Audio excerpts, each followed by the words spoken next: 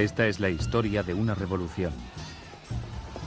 Una revolución que cambió una nación con un pasado belicoso y empapado en sangre por una cultura que persigue el conocimiento espiritual y la paz interior.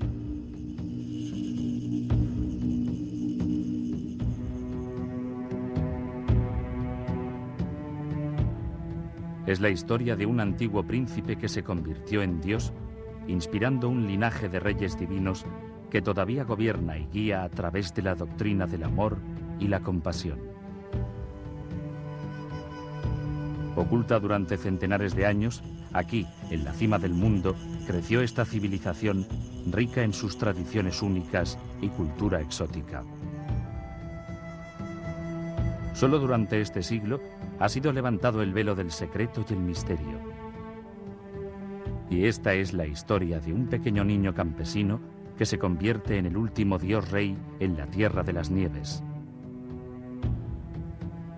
Nacido para gobernar el reino ermitaño, en lugar de eso, sería testigo de la destrucción de una de las culturas más antiguas del mundo. Esto es el Tíbet y el fin de los tiempos, nuestra última civilización perdida. Tíbet, el fin de la historia, primera parte.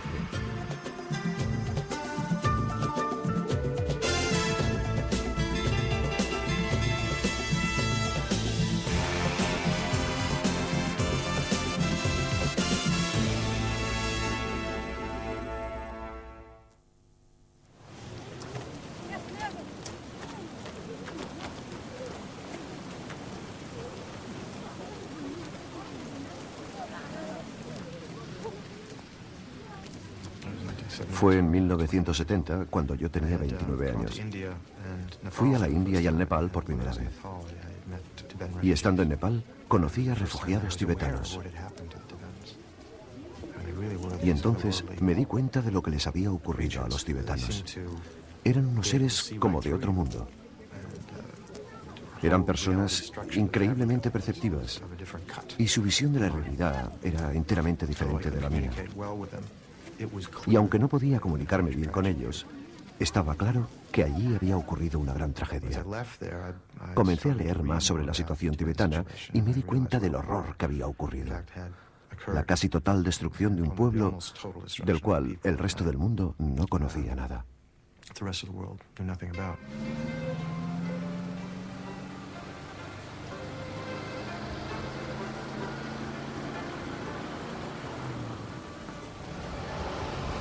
Estamos en India, en la zona más occidental del Himalaya.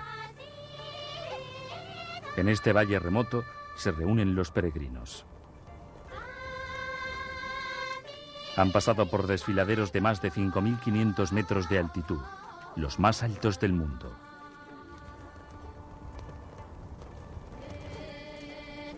Vienen de pueblos cercanos, valles vecinos y de todas partes del mundo.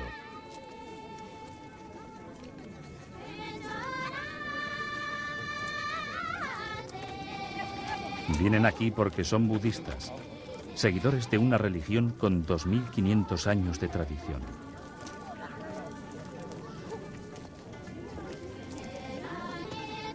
Es un viaje duro, pero todos están resueltos a asistir a una de las más sagradas ceremonias budistas.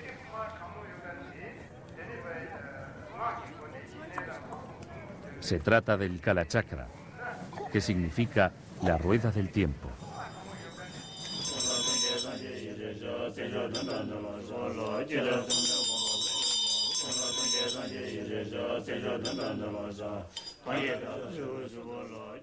Este ritual de una semana de duración prepara para el fin de todas las cosas, la completa destrucción de tiempo y espacio. Los budistas creen que el mundo está entrando en una era apocalíptica.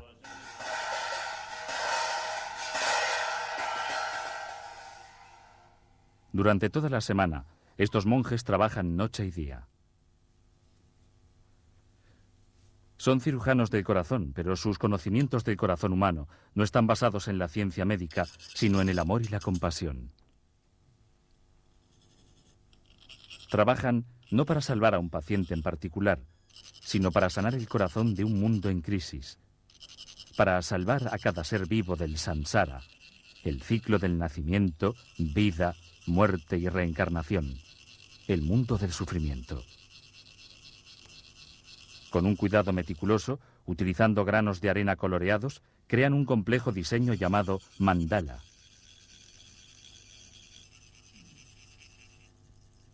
Es una especie de mapa que guía a los creyentes en el camino de la iluminación, más allá de las ilusiones del mundo material, el mundo de los objetos, para ayudarles en una esfera más alta de verdad espiritual.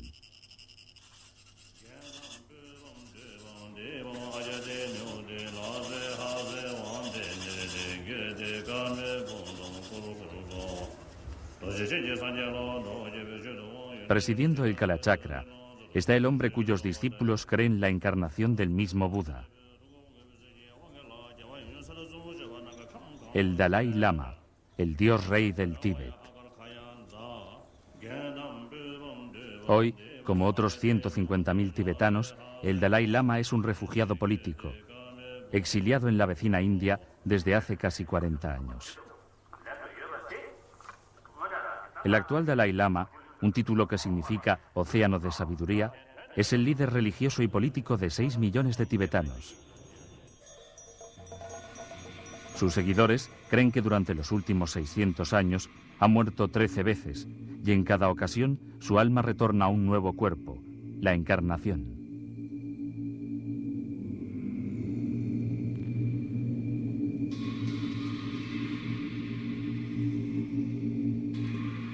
Estamos en 1933. El 13º Dalai Lama ha muerto. Un grupo de los monjes más respetados del Tíbet empezará la búsqueda de su sucesor, de un niño nacido con la misma alma de cada Dalai Lama fallecido. Rezan por su regreso rápido a este mundo.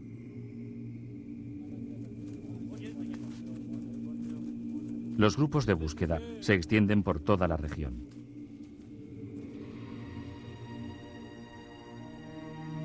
El Tíbet es un país enorme. Tiene el mismo tamaño que Europa Occidental o que Alaska y Texas juntos. Durante milenios ha permanecido remoto y tranquilo tras las aparentemente impenetrables murallas del altiplano himalayo. La masa continental más grande de la Tierra, con las montañas más altas del mundo que se elevan 8 kilómetros hacia el cielo.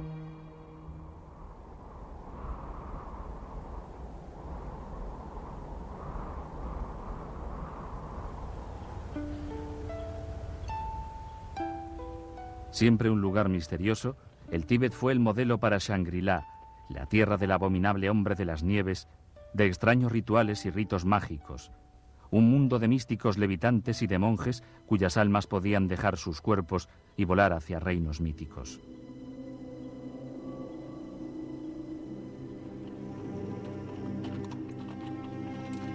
En 1937, 4 años después de la muerte del 13º Dalai Lama, los monjes todavía cantan y rezan por el éxito de su búsqueda, por el descubrimiento del próximo dios rey del Tíbet.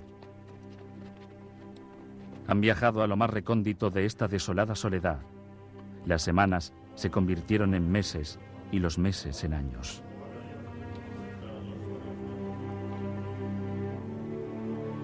Los tibetanos creen que cada ser vivo tiene una sola alma, y que esta esencia pasa como una llama de un cuerpo al siguiente en el ciclo continuo de nacimiento, muerte y reencarnación. Las acciones del alma en una vida determinan el cuerpo en el que se reencarnará. Una persona malvada puede reencarnarse en un animal humilde, mientras que un alma bondadosa puede regresar como una realeza. Purificada por actos de bondad en incontables vidas pasadas, un alma alcanza la iluminación, una especie de estado divino conocido como nirvana, donde el alma es liberada del mundo material. La categoría más alta entre los iluminados la ocupa el Dalai Lama. Los tibetanos creen que regresa al mundo por compasión, para acercar a los demás a la iluminación.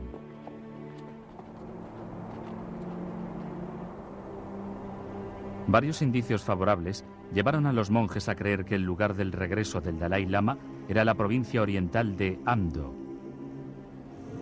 Se dice que días después de su muerte, la cabeza del 13º Dalai Lama se volvió en esa dirección, indicando dónde buscar.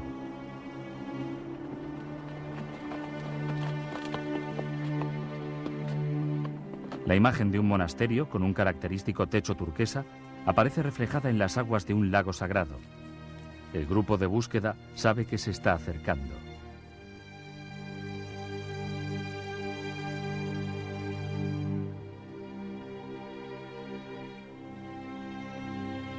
Una sucesión de arcoíris aparecen en un cielo despejado. Les llegan rumores de un niño nacido el 6 de julio de 1935, poco después de la muerte del 13º Dalai Lama. Se oyeron trompetas en los cielos el día de su nacimiento. Se dice además que el niño habla de su casa en Lhasa, la lejana capital del Tíbet, un lugar que no ha visto nunca.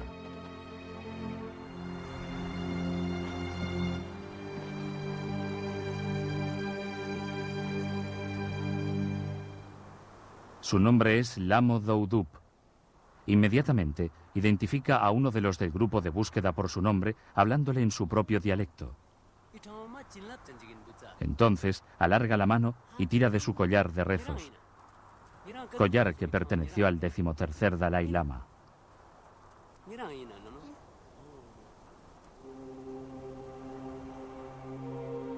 Pero una prueba final espera al joven Lamo Doudub.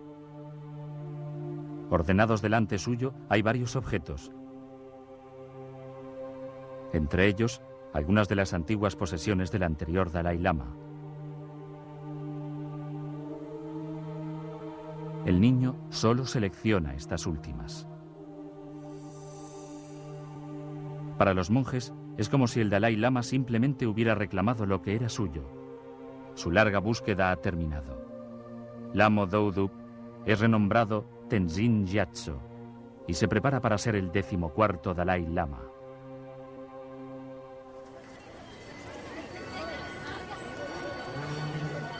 Estamos en 1940. Lhasa, la capital del Tíbet, se prepara para la entronización de su nuevo dios rey. Estas acuarelas fueron encargadas por Sir Basil Gould, el único representante de un gobierno occidental que presenció la más sagrada de las ceremonias. Las acuarelas son un documento detallado de una cultura que ya no existe. Una de las últimas imágenes de la única civilización teocrática del mundo, una sociedad dirigida por el clero que celebra la entronación de su mandatario supremo, tanto espiritual como secular.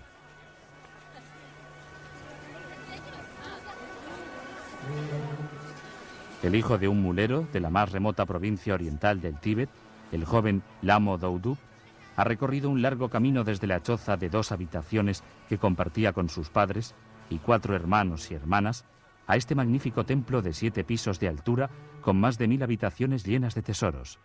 Se trata de Potala, el gran palacio de invierno de Lhasa.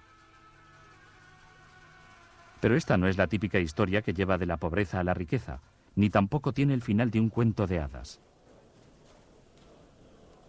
Caminando a través de los vastos vestíbulos y cavernosas salas de rezo de Potala, estatuas del pasado de santos tibetanos y maestros budistas, bajo sepulcros que contienen los restos mortales de sus 13 previas encarnaciones, el joven Dalai Lama soporta el peso de una antiquísima tradición sobre sus frágiles hombros.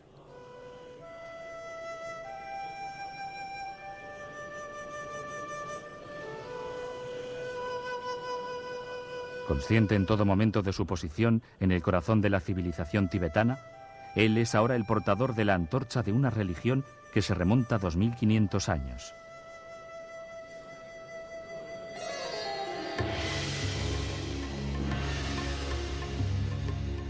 Los orígenes del budismo nos llevan al año 600 a.C., a las llanuras del nordeste de la India. Aquí ocurrió un suceso tan trascendental para los budistas como el nacimiento de Jesucristo para los cristianos. Hace 2500 años, un príncipe indio se sentó bajo un árbol sagrado. Invirtió varias vidas en la búsqueda de la verdad y prometió no levantarse hasta no haber solucionado el misterio de la existencia. Inmerso en una profunda meditación, conquistaría las oscuras fuerzas de lo engañoso. Al alba, cuando Venus apareció en el firmamento, él fue recompensado por su gran paciencia.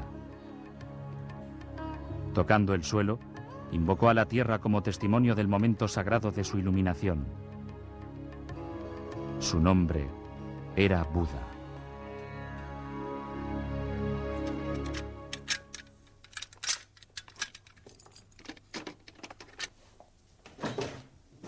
Había resuelto, dijo, el verdadero sentido de la vida. Todos los seres, profesó, estaban bloqueados en el samsara, el ciclo del nacimiento, la muerte y la reencarnación. Solo se podría salir del samsara a través de una realización espiritual que él llamó nirvana. Mientras todas las almas ascienden por la escala de la vida hacia la iluminación, alcanzar el nirvana requiere incontables vidas. La iluminación solo llega cuando la verdadera esencia de la realidad es comprendida. Existencia es impermanencia. La filosofía de Buda está contenida en 108 volúmenes que muchos seguidores se aprenden de memoria.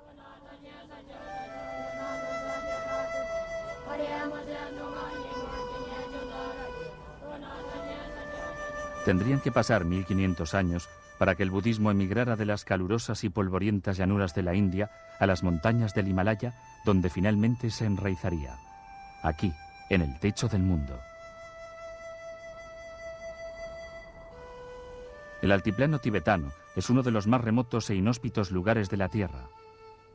Un marco inverosímil para una fe basada en el amor y la compasión para la supervivencia. Y aún así, prosperó. ¿Por qué? Quizás la dureza del enclave nos dé una pista. Aquí, a 5.500 metros, en el vasto, desolado altiplano himalayo, las fuerzas de la naturaleza devuelven a la gente a su humildad. Como nómadas, viven una vida de cambio e impermanencia, y solo necesitan mirar a su alrededor para sentir cuál es su lugar en el amplio esquema de la vida. Desde luego, el terreno es hasta tal punto impresionante que lo domina todo en tu vida.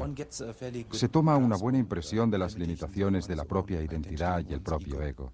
Es una buena ayuda cuando uno tiene que mudarse y adaptarse a nuevos lugares. El 60% de los tibetanos son nómadas. Uno de los factores más importantes que contribuyen a la resistencia de los tibetanos es su capacidad de adaptación a nuevos entornos. Se trata, según pienso, de la idea filosófica de la impermanencia.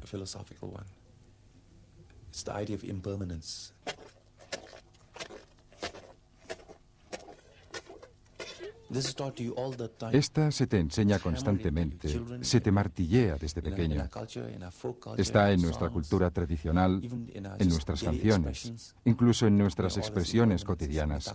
Todo es impermanencia en mi tacto. Viene y se va. El sufrimiento es impermanencia. La felicidad es impermanencia.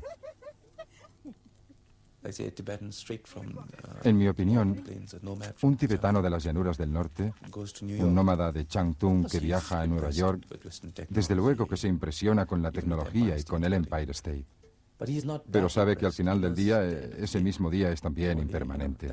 Así que no le traumatiza, no le impresiona hasta el punto de pensar que no es nada, que no es inferior.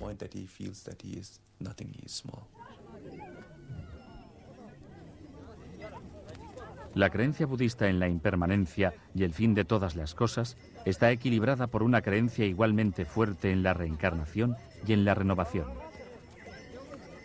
Un visitante importante ha llegado a este campamento nómada, un alto lama reencarnado o rinpoché, como son conocidos. Es un momento de emoción y gran honor. Durante todo el día, los nómadas visitan la tierra del lama ofreciendo katas, las bufandas blancas de respeto.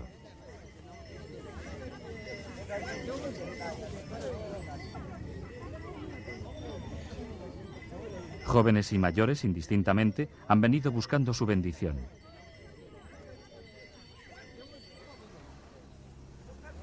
Que el rinpoché sea solo un niño pequeño no es importante. Para los nómadas, este niño es el heredero de muchas vidas de poder espiritual y sabiduría.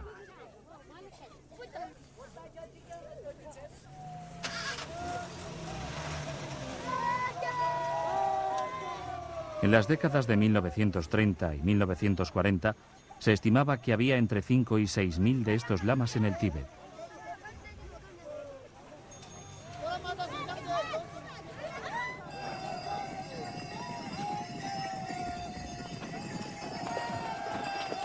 Aquí, en este áspero pero imponente paisaje, las nociones budistas de ausencia de principio y de fin, la pérdida del ego, la reencarnación y la impermanencia no son conceptos abstractos, son realidades cotidianas.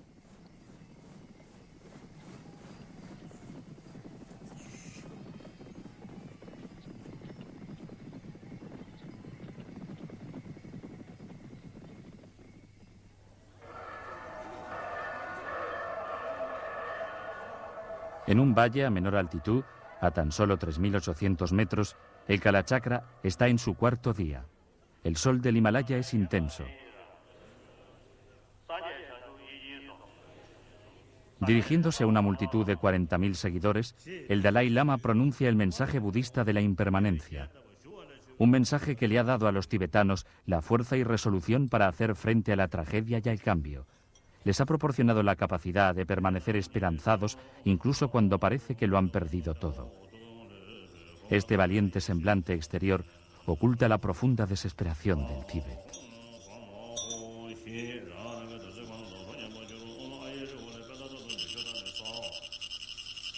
En el pasado, el Kalachakra se celebraba cada 20 años. Hoy, la rueda del tiempo gira más rápida. La ceremonia se celebra anualmente. Es la manera de encauzar una crisis lo que ha llevado a la civilización tibetana al límite.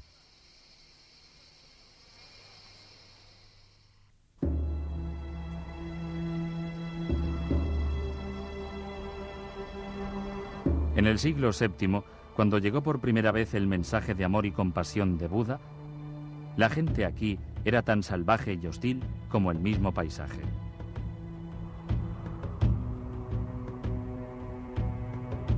Las primeras visiones externas del Tíbet provienen de antiguos documentos de la dinastía china Tang. Un retrato que tiene poco que ver con la sociedad tranquila que se desarrollaría aquí.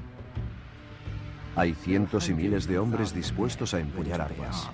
Para el reclutamiento de tropas utilizan una flecha dorada. Sus arcos y espadas nunca los abandonan. Aprecian la fuerza física y desdeñan la vejez. La disciplina militar es estricta. En batalla, las tropas de segunda línea solo entran en acción cuando las de vanguardia han sido completamente aniquiladas. Aprecian morir luchando y odian que la enfermedad acabe con sus vidas. Como castigo, incluso por una falta leve, se arrancan los ojos o se cortan los pies o la nariz. Se azotan con látigo hasta cuando creen conveniente.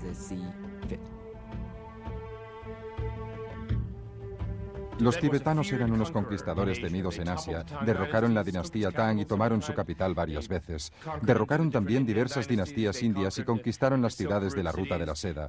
Destruyeron el califato de Bagdad en un par de batallas. Eran un grupo muy duro, parecido al de Gengis Khan en el primer milenio.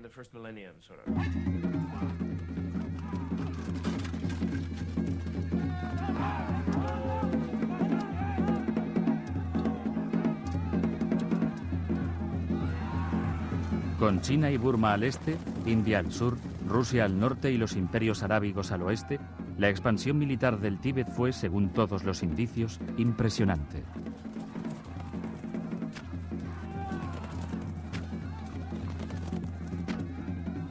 Tras miles de años, consiguieron algo durante el siglo XVII que les llevó a ser catalogados como una de las grandes civilizaciones de hoy. Fue fundamentalmente su desmilitarización.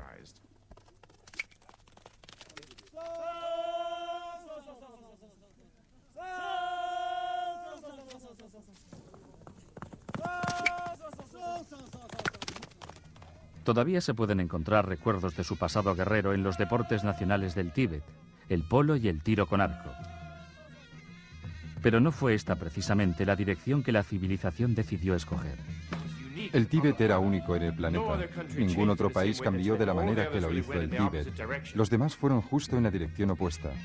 El criterio tibetano de civilización es que la nación no debe hacer uso de la violencia y debe resolver las disputas y los desacuerdos de manera razonable, conversando con los vecinos.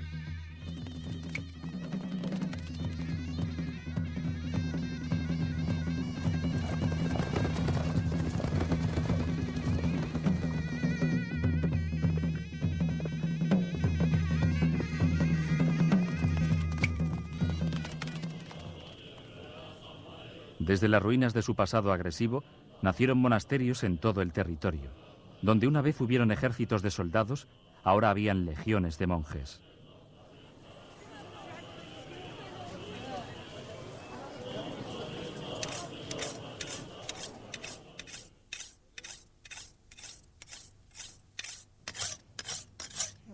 A finales del siglo XVII, la transformación del Tíbet era completa.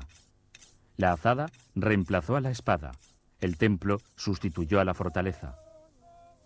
Desde unos principios inverosímiles, emergió una sociedad pacífica y autosuficiente dedicada exclusivamente a la búsqueda de la no violencia y la sabiduría espiritual. Se trata de gente amable, que lo que quería era desarrollar aún más su sabiduría y su civilización. No había hambre en el Tíbet. La gente tenía lo necesario para sobrevivir. En una vida eran aristócratas, en la siguiente eran campesinos. No tenía demasiada importancia. Habían dificultades y desigualdades, es cierto, pero toda civilización las tiene. Y como vía, como camino a seguir, fue una experiencia extraordinaria de la que todos formaron parte.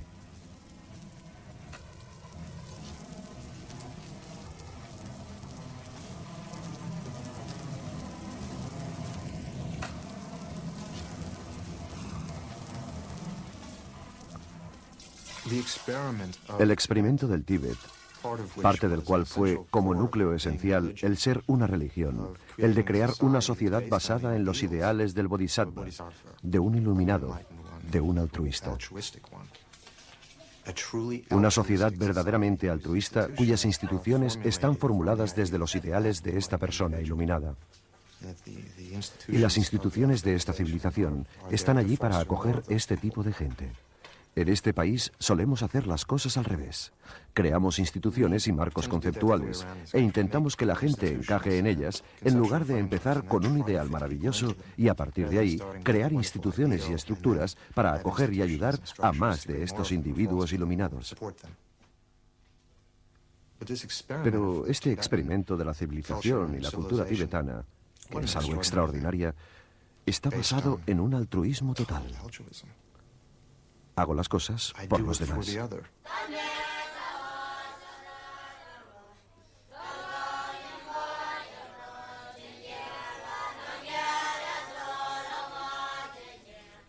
A principios del siglo XX, había más de 6.000 monasterios en el Tíbet. Un cuarto de la población entraba en órdenes religiosas para llevar una vida de celibato y devoción espiritual. Era un motivo de gran orgullo para cada familia el que al menos un hijo entrara en el sacerdocio, a menudo antes de cumplir los 5 años. Este era el mundo en el que nació el 14º Dalai Lama. Me trataban como lo que era, un niño pequeño. Utilizaban a menudo la palabra fracaso cuando competíamos, y yo perdía con frecuencia. A veces me sentía tan infeliz que lloraba, pero a ellos no les importaba.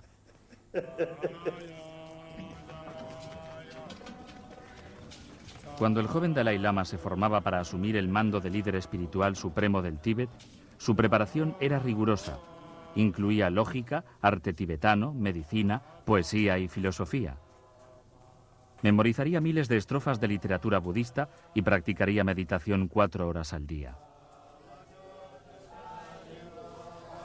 El 75% del presupuesto del Tíbet se gastó en la educación de los sacerdotes y el mantenimiento de sus instituciones religiosas. Los monasterios permanecieron en el corazón de la cultura tibetana tanto como templos de culto como instituciones de la más alta educación. Estos eran los Harvard y Yale del Tíbet, los grandes centros de aprendizaje que amparaban grandes bibliotecas del conocimiento, tanto espiritual como académico. Muchos miles de textos budistas fueron traducidos. Se publicaron nuevos tratados de medicina, astrología y psicología, tocando los temas más complejos de tiempo y espacio. A pesar de su alto grado de conocimientos, el Tíbet no tenía prensas mecanizadas. Toda la impresión se hizo con tablas de madera.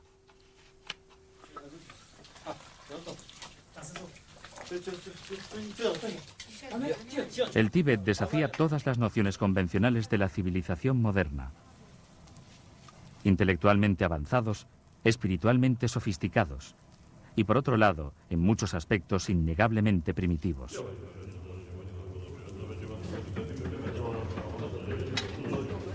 En el Tíbet, incluso la rueda, este símbolo proverbial de progreso, fue utilizado principalmente para fines religiosos.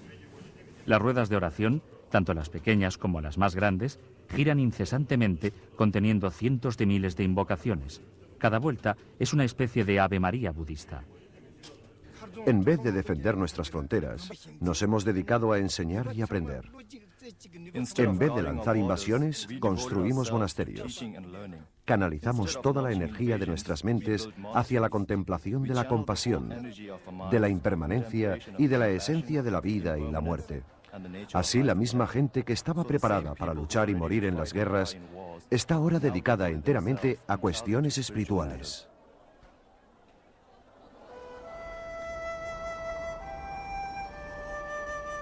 En muchos sentidos, los primeros años de Tenzin Gyatso fueron similares a los de miles de novicios que se preparaban para el sacerdocio, excepto en un detalle esencial. Él iba a ser el 14º Dalai Lama, el nuevo dios rey del Tíbet. No pudiendo recorrer las calles de Lhasa como los demás niños de su edad, el joven Dalai Lama escalaría hasta el techo del Potala con un telescopio para ver el reinado que había nacido para dirigir. Más allá de las estrechas calles de Lhasa, podía divisar los comienzos del otro Tíbet, el Tíbet de los grandes espacios vacíos. El Tíbet de los nómadas y los comerciantes.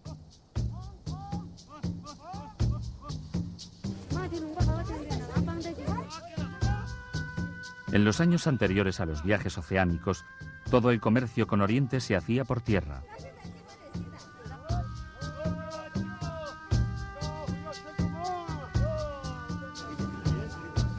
Las legendarias rutas de la seda iban de Venecia a Pekín, con caravanas de camellos llevando vidrio, pieles, espejos, coral rojo, sal, seda, especias y alfombras.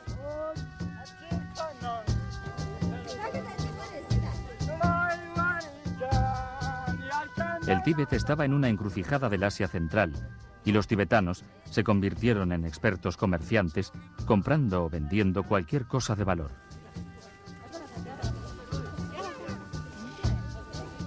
Pero la mercancía más importante con que los tibetanos podían comerciar era la religión y el poder espiritual de su sacerdocio.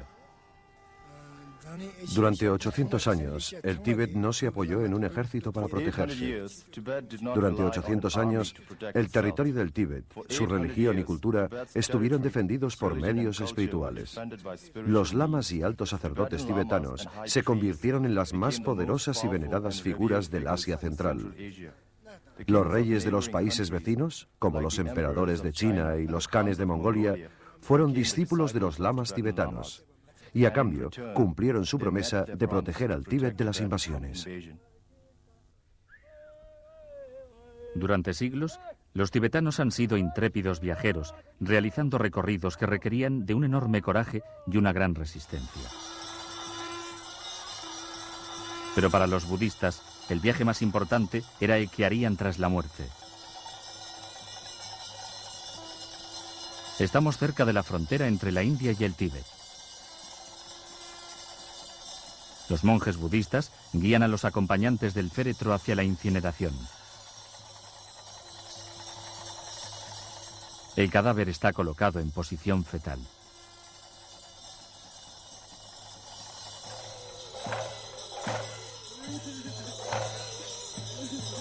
Los ritos funerarios son distintos, pero la muerte unifica todas las culturas en la experiencia universal del dolor.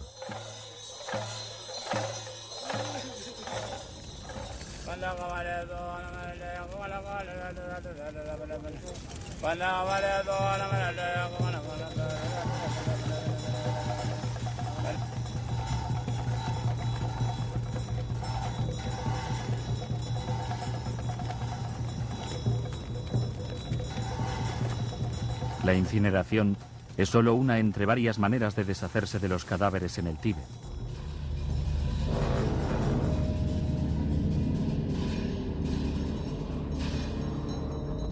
Otra es el llamado entierro celestial. El cadáver del fallecido es llevado a un lugar especial y luego troceado y dejado a los pájaros. En Occidente esto puede resultar chocante. Para los budistas tibetanos es el acto final de caridad, dejando que la materia propia, ya sin valor, quede para beneficio de otros, en este caso de los buitres.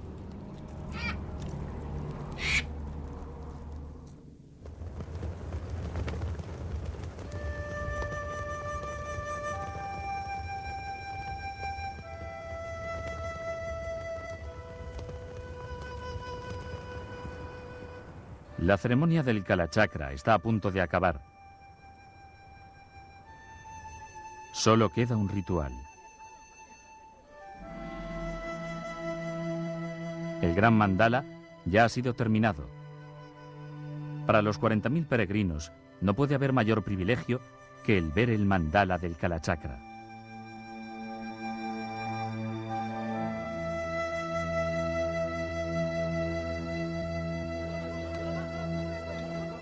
Aguardan pacientemente en fila. Llevará días para que les llegue el turno a todos.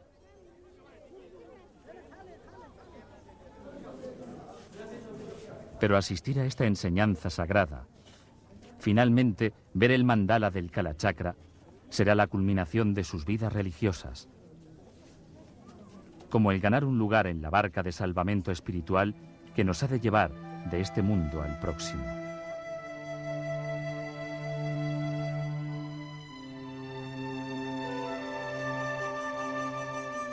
Ver esta legendaria rueda del tiempo es el equivalente budista a una peregrinación a la Meca o una audiencia con el Papa.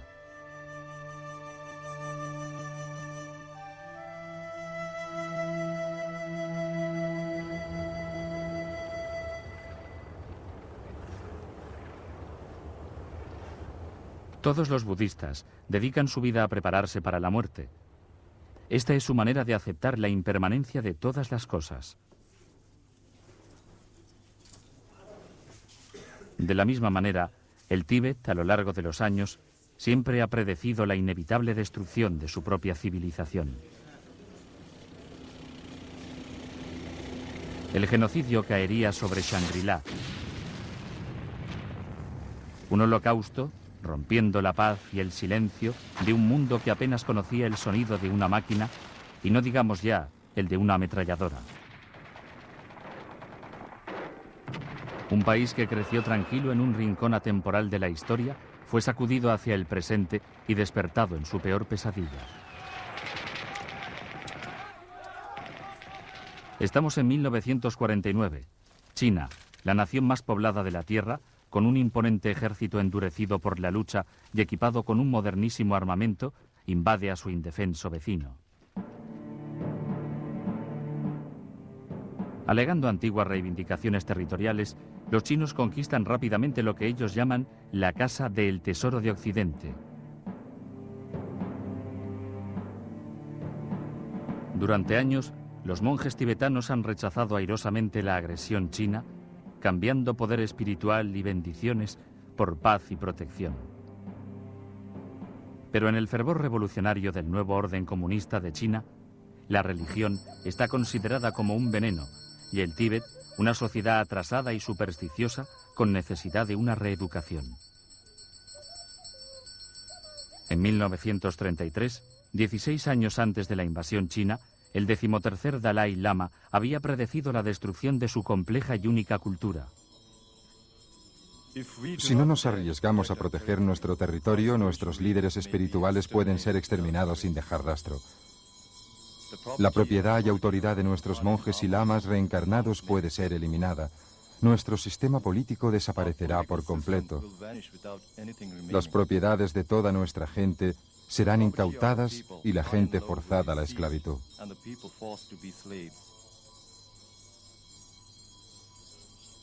Todas las cosas vivientes tendrán que soportar interminables días de sufrimiento y serán atacados con el miedo.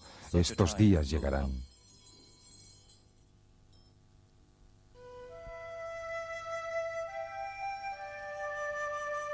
Tras 10 años de ocupación china, el Dalai Lama decidió que no tenía otra alternativa que abandonar el Tíbet. En 1959, bajo el manto de la noche, el Dalai Lama, sus guardaespaldas y sus cortesanos huyeron de la ciudad sagrada hacia la India para no volver nunca. Solo tenía 23 años, aunque ya había presenciado los cambios más grandes que el Tíbet había experimentado en su larga y pacífica historia. 100.000 tibetanos le seguirían buscando asilo en la India, dejando a 1 millón que moriría con las atrocidades y hambrunas que vendrían después. Hasta ahora no tenemos conocimiento de qué ha pasado realmente en el Tíbet. Nuestra versión tibetana del Holocausto es sumamente imprecisa. No es muy distinta a la de los nazis. La información que poseemos sobre todo lo que les pasó a los judíos, todos los campos de exterminio, la tenemos principalmente tras la guerra, cuando los archivos del rey pudieron ser abiertos y estudiados. Cuando los soldados aliados visitaron los campos y las fosas pudieron ser desenterradas. Pero nada de esto ha ocurrido en el Tíbet.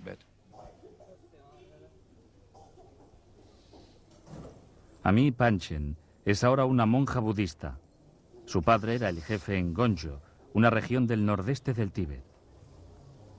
Tras su muerte, ella tomó el mando de la resistencia local y luchó ferozmente hasta su captura.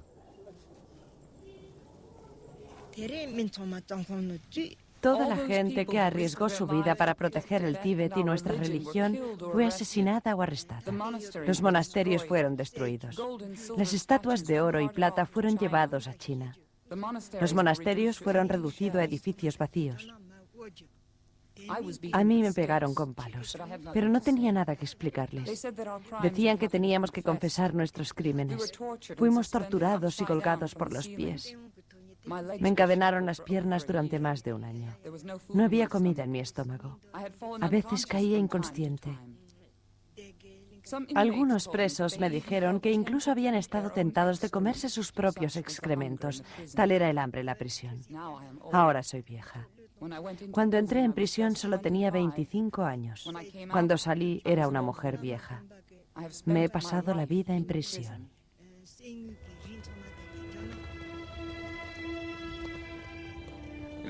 Es una creencia anticuada el que la justicia prevalecerá. Quizás tengamos un lugar en la historia en el futuro. Pienso en la verdad del Tíbet y en las terribles calamidades que sufrió. Ahora los números son muy inexactos. Los cifran en 1.200.000 personas. Pero el alcance de las masacres, los asesinatos, la inanición y las hambrunas que hubieron en el Tíbet fueron tremendas, fueron colosales.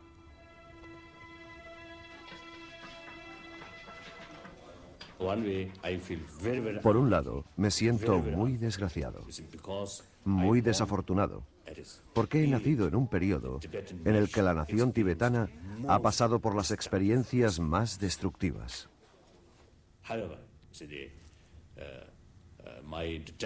Sin embargo, mi determinación nunca flaquea. Merece la pena cada intento. Incluso si falla, no hay por qué arrepentirse.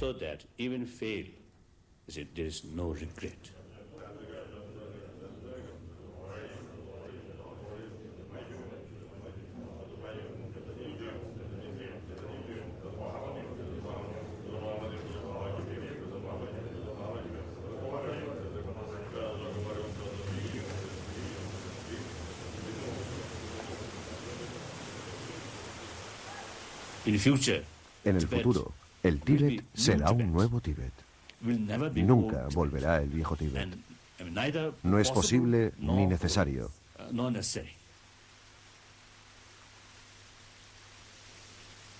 Estoy bastante seguro de que podemos sobrevivir, pero esto depende mucho de la libertad tibetana.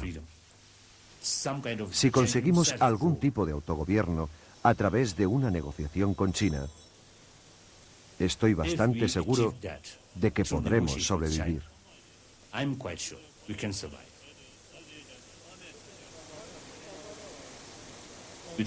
Sin este tipo de libertad, sin este tipo de verdadero autogobierno, la civilización tibetana está realmente enfrentándose a la amenaza de la extinción.